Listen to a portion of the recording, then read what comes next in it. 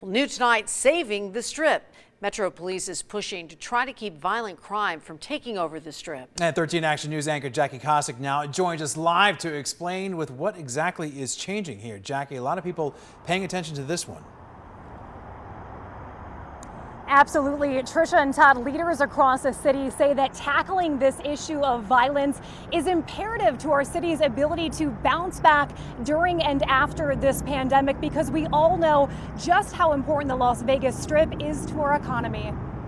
The Las Vegas Strip is one of the most popular tourist destinations in the world and the economic lifeline of the city.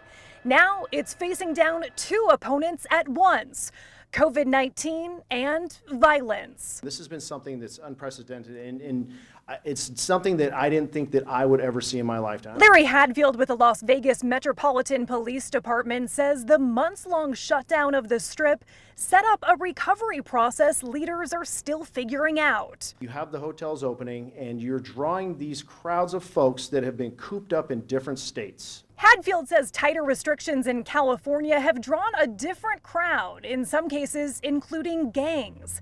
That, Hadfield says, has led to scenes like this playing out in and out of properties up and down the Strip. Videos of fights have become more and more common on social media. One of those fights happening on Labor Day weekend in the lobby of the Encore. Aggravated assaults are up 5% in the city as a whole and 36% on the Strip. That's compared to this time last year. Do we like that? Absolutely not. Do we tolerate it? No. Todd Fasulo is the VP of Security at the Wynn. He says that fight not only led to the company filing a lawsuit, but a series of new security protocols. Those include a weapons and bag search at the door on weekends and additional Wynn and Metro officers on the floor. We thought that it would be important that our guests felt when the minute they walked through this door right here, for example, that they felt that they were being kept safe and secure while they enjoyed the inside of the hotel. The idea is a good guest experience means guests will keep coming back, something Las Vegas desperately needs. The Wynn now says Encore will only be open 4 nights a week because of low demand. Fasulo says while the virus poses a less predictable threat to Las Vegas, resort security teams and Metro know how to go on the offensive when it comes to crime. Just in my interaction with Metro over the last 30 to 60 days, they've really pulled out the stopgaps to assist the hotel industry, and the presence on the Strip is like no other. That presence like no other is a tactic Metro calls Operation Persistent Pressure. The new endeavor has Metro shifting resources to the Strip on Friday and Saturday night, adding up to as many as 100 officers. We have our officers out there looking into those crowds, looking for the potential troublemakers out there. Last weekend alone, officers made 700 stops and arrested 85 people.